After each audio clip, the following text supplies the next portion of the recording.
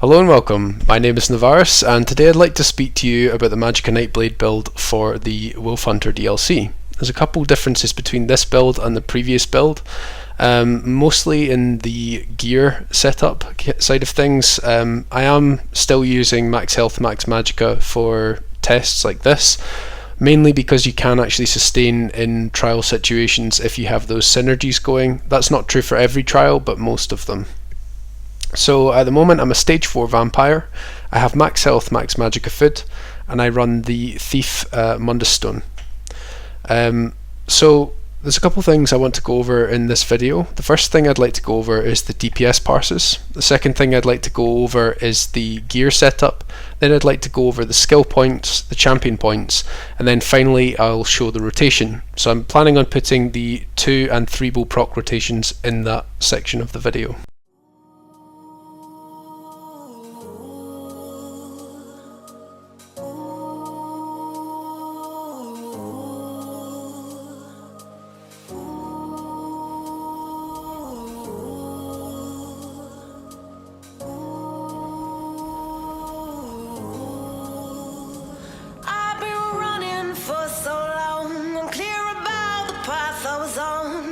I was breathless, my heart restless.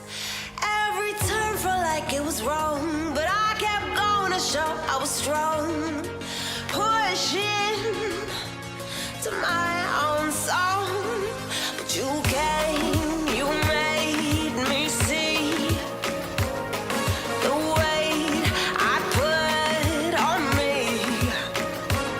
was too much, too tough to heal. I needed time, I needed to be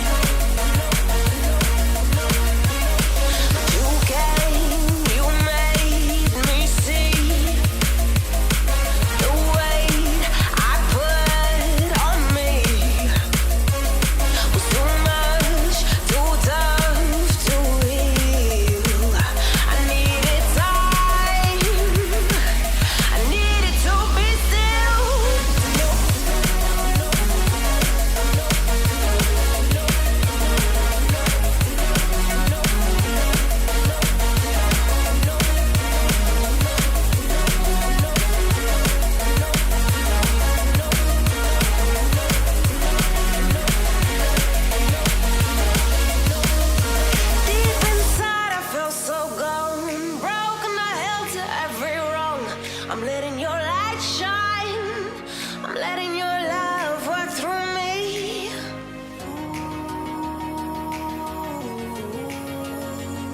In every moment, breathe in this moment. You came, you made me see the weight I put on me was too much, too tough to heal. I needed time, I needed to be still.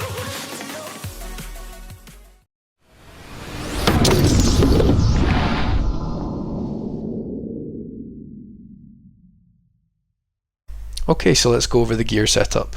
So there's a few changes between this build and the last build, mainly to do with the additional Bloodthirsty trait and also with the changes to the glyphs. I will go over that in the description below as well if anyone else wants additional information, along with alternative setups that you can have to this. So at the moment on the front bar I'm running the Inferno Staff of Mother Sorrow with the Shock enchantment and an Infused trait.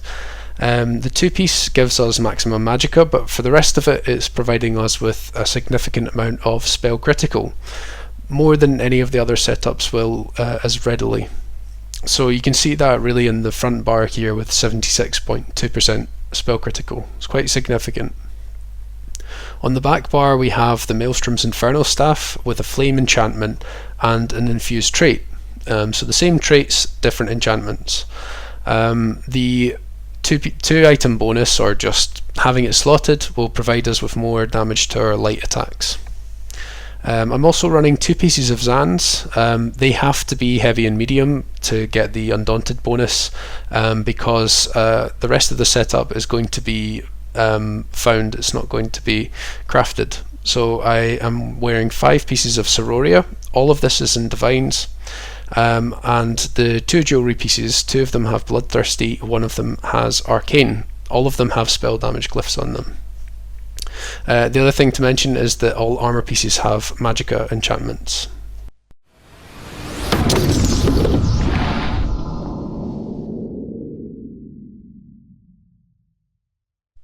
Okay, so let's talk about the skills. So on the front bar, the Mother's Sorrow Staff bar, we have Crippling Grasp as our first skill. It does a significant amount of DPS over 8 seconds, 15k Magicka damage. It's also a siphoning ability, which means we get access to the Magicka Flood passive, giving us 8% more maximum Magicka. It's also got the transfer passive, so that means that whenever we use a skill from this skill line, we'll gain extra ultimate. To get access to both of those passives, we have siphoning attacks on the back bar as well as Crippling Grasp on the front. So the next skill we have is Merciless Resolve. Apart from anything, it's providing us with a great amount of DPS from that buff. So it's 8% more damage for 20 seconds when we activate that. But within that 20 seconds, if we do 5 consecutive light attacks, then we can fire a spectral bow. And that's very important because it's where most of the DPS comes from for a Magicka Nightblade. So if we do 2 or 3, that's where most of our DPS will come from. Here we get spell critical, and we get critical damage. So there's a key difference between the two of them I've been asked about before, and that is that spell critical is just the chance that you will get a critical, and critical damage is the damage increase when you have a critical. So the next skill is Elemental Weapon, a very, very cheap spammable in comparison to some of the others like Force Pulse or Funnel Health. It doesn't actually do any DPS by itself, but it does add to the DPS of a light attack, so you need to be very proficient with light attacks to use this skill properly.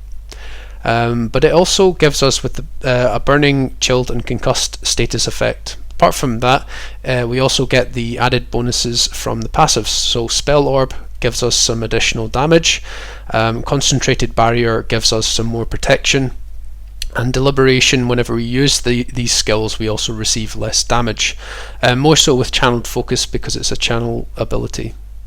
So the next skill to talk about is a really important one, Impale, which is where we get most of our DPS from towards the end of the fight. It replaces the Elemental Weapon. We do 300% more damage under 25% health, so 24% health is when you want to start using this. It's very, very cheap in comparison even to Elemental Weapon, but unfortunately we can only use this towards the end of the fight. The next skill to mention is Inner Light, a very, very useful skill. We don't actually actively use it, it's just there slotted, so that we have the 5% maximum Magicka from having it slotted there. But also passively we benefit from using this skill. So I'll just see here the Magicka controller I've always mentioned. People forget that this stacks on top, so it's actually 7% maximum Magicka we're getting from Inner Light, not just the 5%. So I have Fiery Rage here, the Destruction Staff ultimate. There's multiple purposes behind that. We need to have Destruction Staff ability on both bars to gain the most benefit. Obviously I've got Elemental Drain here, but I will replace that with a shield in Trials. So on both bars we have the Destruction Staff ability so that we can get access to the Ancient Knowledge passive. So that's 8% more damage with single target damage abilities, which is the majority of Nightblade abilities. The other thing to mention is it's quite an expensive ultimate, so we would use it more in trials, especially if we're far away from the enemy. You still want to use that over in cap. On the back bar we have Twisting Path. This might not actually be a sensible option. A lot of the times you want to go with Refreshing Path if you're going for a particularly difficult trial or a healing intensive trial. Otherwise, if the healers are comfortable, you can use Twisting Path and get a little bit more DPS. So I've Blockade of Fire, very, very useful. As I said, it's got its meanings before, but it's also useful with the Maelstrom Staff because we get more damage from the light and heavy attacks. Mainly light attacks for us. But also enemies that are burning take 20% more damage from this attack. So in trials it's going to be a lot more effective. I have Elemental Drain here, very key for that minor Magicka steal in tests, but we replace that with the light armor ability Harness Magicka for trials. Gives us a 13k shield for 6 seconds, more than enough time for us to get out of a dangerous situation on most occasions. So siphoning attacks is a sustain ability. A very important thing to mention about this skill is that you can't recast it before that 20 seconds if you want to make the most use of it, because you get a big bump in Magicka at the very end of that skill, so you need to allow it to run out before you can use it again. And then Channeled Acceleration I have here for the minor force buff. It gives us a 30 seconds buff, but there is a few other skills that are like this. So the Fighter's Guild skill Rearming Trap, and I believe the other morph you can actually throw at a distance. This doesn't cost Magicka, but there is some drawbacks to that as well. And Soul Harvest is our back bar skill. We have this so that we have an assassination ability on both bars, but we also have this skill because it's a very cheap ultimate. So we can use this more readily, especially towards the end of a fight. If we feel that we won't be able to use a Destruction Staff skill, we can just swap to this and then use it towards the end of the fight as additional DPS.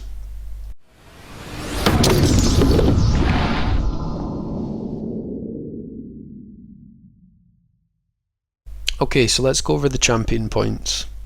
So at the moment I'm running 61 points into Elfborn, 56 points into Elemental Expert, 21 points into Spell Erosion, 16 points into Staff Expert, 66 points into Master at Arms, and then 40 points into Thaumaturge. The rest of the CP, it does change depending on what content you're doing, which trials or solo content you're doing. So I would advise having a look at this yourself and changing it depending on what you need.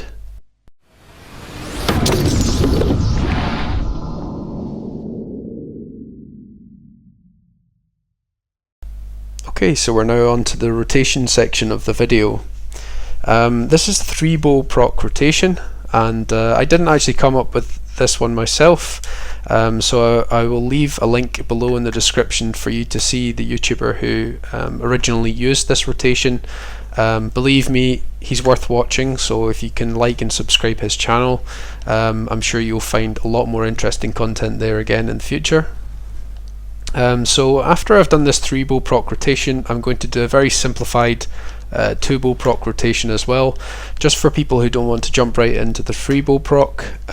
It's simplified in the sense that there's going to be a lot more repetition than in the 3-bow proc rotation, so some of you might find that worthwhile. For those who don't, fair enough. Both of these options are there for you.